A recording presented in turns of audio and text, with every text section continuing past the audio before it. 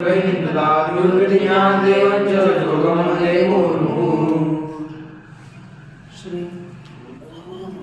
वरदराजाचार्य महाराजांची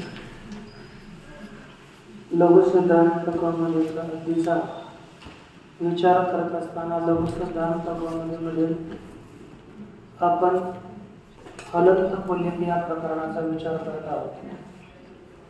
हलंत पुल्लिंग या प्रकरणाचा विचार करताना हलंत पुल्लिंगामध्ये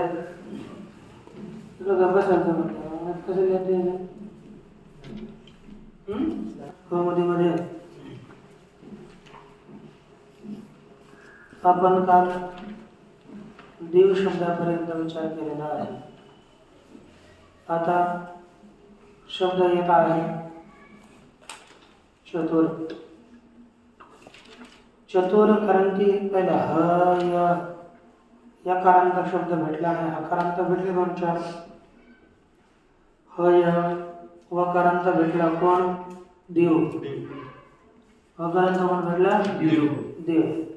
ह य व त्यानंतर कोण आहे? इकडे पहा व चाल खाली काय थोडं लिहिले आहे व। वकारांत ह य व र आता रकारांत शब्द आहे रेफांत।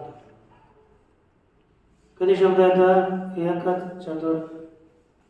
लकारांत नाही याच्यात सिद्धांत मध्ये दिले पण यात नाही यकारांत दिला असेल सगळे दिले त्यात।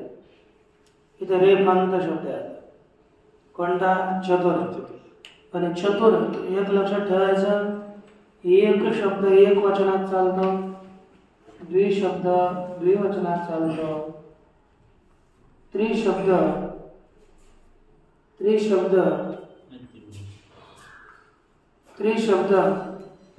बहुवचनात चालतो, चतुर शब्द ही बहुवचनातच चालतो। त्रिपासून ते अष्टादश पर्यंत सगळे शब्द बहुवचनात चालतात। कशात चालतात? अष्टादशांपर्यंत सर्व शब्द बहुवचनात चालतात, ठीक ना? आणि 29 तिथून पुढे 100 पर्यंत सगळे शब्द एक वचनात चालतात, एक वचनात चालतात। तर आता 3 पासून ते अष्टादशांपर्यंत शब्द हे बहुवचनात चालतात। कशात चालतात? बहुवचनात। हा, बहुवचनात चालतात।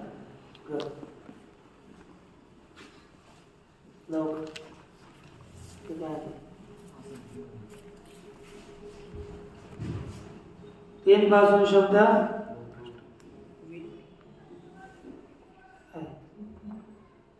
3 पासून शब्द अष्टादशांपर्यंत बहुवचनातच चालतात, एक वचनात चालत नाही। एक वचनात चालेल ना सर?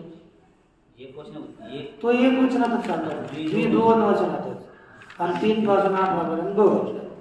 18 पर्यंत हा। आणि 19 पासून मग पुन्हा 100 पर्यंत एक वचनात। हो। आता त्यामध्ये आपला चतुर शब्द आहे। चतुर शब्द बहुवचनात चालतो म्हणजे चतुर्धन जस अशी स्थिती आहे। काय झाले? चतुर्धन जस। आता जस आहे, जसची सर्वनाम स्थान संज्ञा होते तेव्हा एक सूत्र येऊ लागलं, चतुरन डुहो राम दत्तः। चतुरन डुहो राम दत्तः।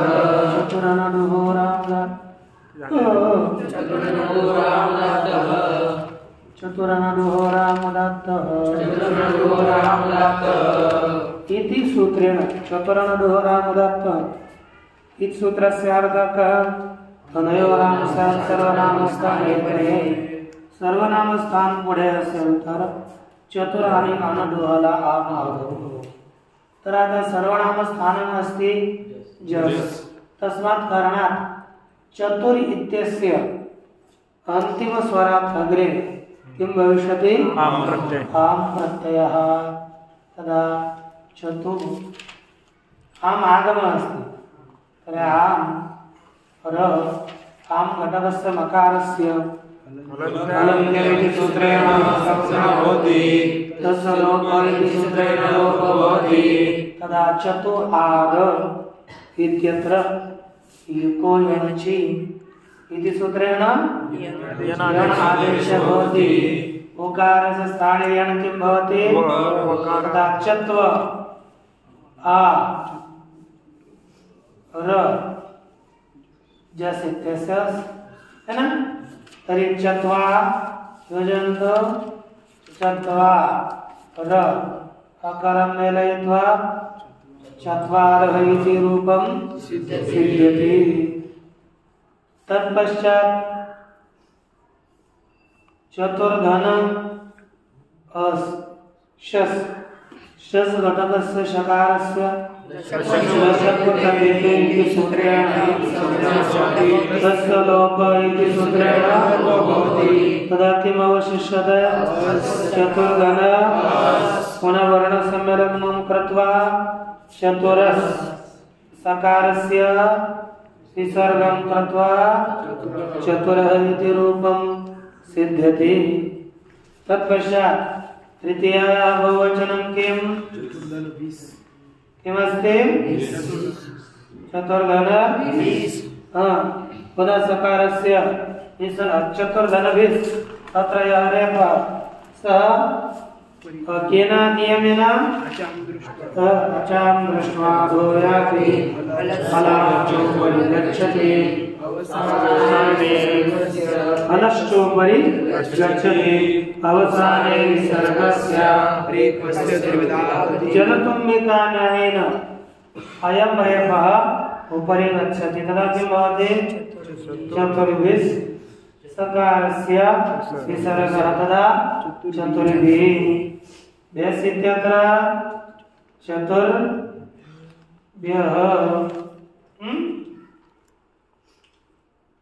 चतुर्भ्यः चतुर्थी चतुर्भ्यः पंचमी इदानीं षष्ठी आगच्छति चतुर्धन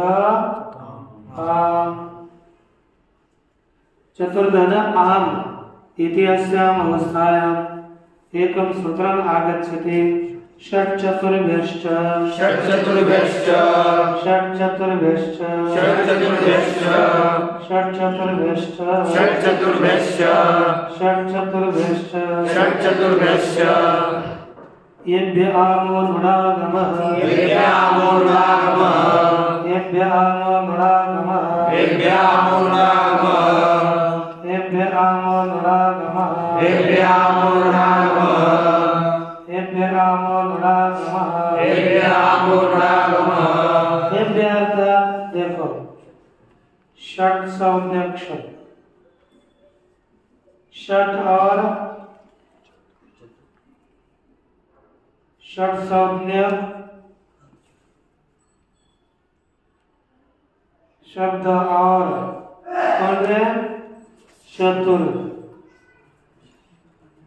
से परे क्या होगा आम षष्ठी है तो क्या होगा आम को त्यागम नोट आगम हो क्या बताया षट संज्ञक शब्द और चतुर इनसे परे आम को क्या हो जाएगा नुट आगम होगा दोनों के भी होगा नुट आगम षट संज्ञक शब्दों को भी और चतुर शब्द को भी नुट आगम होगा उससे परे आम को नुट आगम कौन है यहाँ पर चतुर क्या है शब्द चतुर मराठी तो चतुर्धन आम तो आम को क्या होगा नोटागम नोट घटकस्य तकारस्य अलन्त्यमिति सूत्रेण उकारस्य च पुनः द्वयोः केन सूत्रेण लोपः भवति तस्य लोपः इति सूत्रेण लोपः भवति द्वयोः अपि लोपः भवति तदा किम् अवशिष्यते आगमः टित् अस्ति अतः आद्यन्तौ टकितौ अर्थात म्हणून आद्यन्तौ टकितौ इति सूत्रेण किमागमो भवति टित् आगमः आदौ तदा न आम मिलित्वा चतुर्नाम इति जायते चतुर्णाम इत्यत्र एकं पुनः सूत्रम् आगच्छति रसाभ्याम् अणोणः समानपदे रसाभ्याम् नोणः समानपदे रसाभ्याम् नोणः समानपदे रसाभ्याम् नोणः समानपदे रसाभ्याम् नोणः समानपदे रसाभ्याम् नोणः समानपदे समानपदे अर्थात अखंड पद में है ना प्रतिलिखी नहीं सुने अखंड पद में मराठी मराठी क्या मराठी अच्छा अखंड पदा खंड रहित पदा र आणि श पुढील न च्या ठिकाणी अण होव म्हणजे अखंड पद एकाच पदात र आणि श च्या पुढील दंतणाला काय होईल मग इथे काय एकच पद आहे प्रत्येक लावून एक पद बनणार आहे तर र पासून पुढील कोण आहे इथे तण तणाच्या ठिकाणी काय होणार मग काय झाणार चतुर आणि रे वरती गेला तर काय होणार चतुर असं झालं हे असं झालं समजा चतुर्धन प्रणाम झालं की नाही लक्षात आलं निवडा चतुर प्रणाम तेव्हा मागे गेलेले एक सूत्र पुन्हा दिलं सचोराभ्याम द्वे पचपराभ्याम एकपराभ्याम परस्य द्वे है ना द्वे असता द्वे वाजता अचपराभ्याम माने अच पासून पुढील कोण र आणि य र आणि ह त्या पुढील इयरला पितो होतो अच कोण आहे ते उ त्याच्या पुढे कोण आहे र त्याच्या पुढे र कोण न त्याला विकल्पना काय होणार द्वित्व म्हणजे नकार काय होणार एकदा डबल आणि एकदा सिंगल मग काय झालं चतुर नाम म्हणजे जेव्हा एकच होईल तेव्हा चतुर नाम अशा प्रकारचे दोन रूप झाले आणि सप्तमी मध्ये चतुर्धन सु आता अशा अवस्थेत रच्या पुढे स आहे तेव्हा कोणतं सूत्र येणार आदेश प्रत्यय हो का बरं आदेश प्रत्यय येणार ते दिलेलं आहे ईड ईड मध्ये न येत आहे लढ पर्यंत येईल है ना मग काय होणार र पुढील सच्या सला काय होणार श परत होणार चतुर है ना चतुर शू झालं का नाही काय झालं चतुर शू अशी स्थिती झाली तेव्हा एक आता आपल्याला काय वाटायचं खरवसानावर विसर्जनीय खर किंवा पुढे अवसान असेल तर काय होतं विसर्ग होतो एक नाही पुढे काय आता इथे खर आहे काय आहे खर असल्यामुळे सखर आहे खप छोटा छोटा कप आहे शशर खर आहे खर पुढे असला तर रेफाच्या ठिकाणी विसर्ग प्राप्त होतो कोणत्या सूत्रांना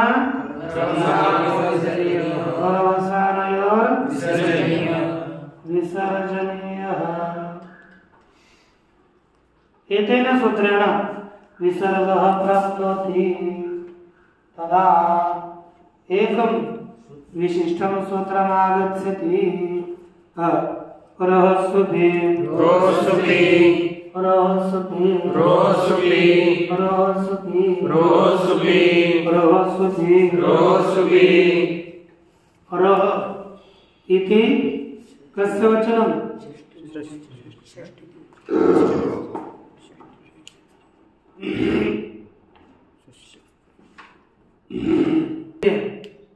रोसुपि क्या कहता है रोरेव विसर्गः सुपि बढ़िया रोरेव विसर्गः सुपि रोरेव विसर्गः सुपि रोरेव विसर्गः सुपि रोरेव विसर्गः सुपि रोरेव विसर्गः सुपि रोरेव विसर्गः सुपि रोरेव विसर्गः सुपि एक लक्षात ठेवायचं अशिवाय अ आणि आ शिवाय कोणताही स्वर मागे असेल आणि पुढे स्वर किंवा हश आला रे आला तर विसर्गाचा र होतो.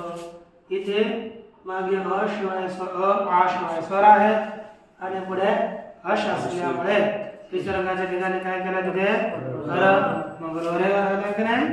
मग आता बघा आता रोजच्याच काय झाला रोजच्याच ठिकाणी बोला रोजच्याच ठिकाणी रोजच्याच ठिकाणी विसर्ग हो विसर्ग हो कधी सुख पुढे असेल तर बोला सुख पुढे असेल तर सुख पुढे असेल तर सुख पुढे असेल तर विसर्गाच्याच ठिकाणी बोला रोजच्याच ठिकाणी विसर्ग हो रोजच्याच पुढे असेल तर रोजच्याच ठिकाणी विसर्ग हो सुख पुढे असेल तर रोजच्याच ठिकाणी विसर्ग होणार बाकींच्या ठिकाणी विसर्ग होणार नाही. मग आता इथे रू आहे का नाही चतुर्मधल्या र आहे चतुर्मधल्या र च्या ठिकाणी विसर्ग होत मग कोणाच्या ठिकाणी होणार रोजच्या ठिकाणी विसर्ग होणार. तेव्हा काय झालं मग इथे विसर्ग होणार नाही चतुर्षु असंच आहे. ठीक तेव्हा पुन्हा आपलं अचपराभ्याम अलग ना म्हणा अचोराभ्याम द्वे हे सूत्र आलं. अच्या पुढील र आणि र पुढील याला विकल्पाने द्वित्व हो तरी ते द्वित्व प्राप्त झालं. ठीक ना कोणत्या सूत्रानं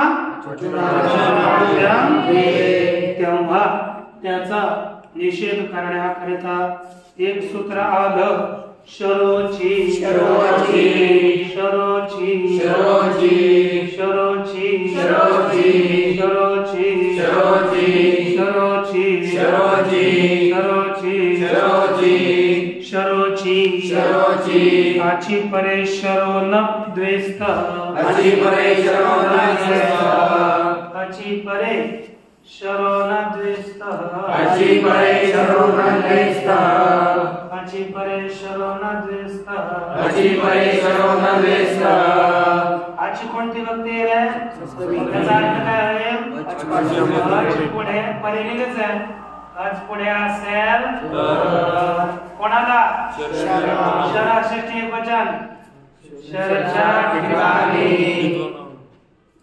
द्वे अर्थात दोन म्हणजेच द्वित्व नसत होत नाही नव नाही होत नाही लक्षात स्त अस्ति म्हणजे आहे स्त म्हणजे दोघ जण आहेत नसत म्हणजे दोघ जण नाही हे दोघ जण द्वित्व नाही. मग आता दोन होत नाही द्वित्व होत नाही म्हणून इथे शच्या ठिकाणी द्वित्व करायचं नाही. मग बस त्याच्यावरती रेप करून द्या चतुर्षु असं एक रूप झालं. आणि संबोधनामध्ये जास्त केलं तर प्रथमामध्ये हे है ना तर हे हा शब्द स्वामी आज पुढे कसं पुढे पहा आज मागे काय आली बा उ इथे र आणि इथं काय लिहिलं आच पुढे असेल तर म्हणजे शच्या पुढे आच आहे ना ऊ, मग आच पुढे आहे ऊ म्हणून शच्या ठिकाणी तिथं होणार ना.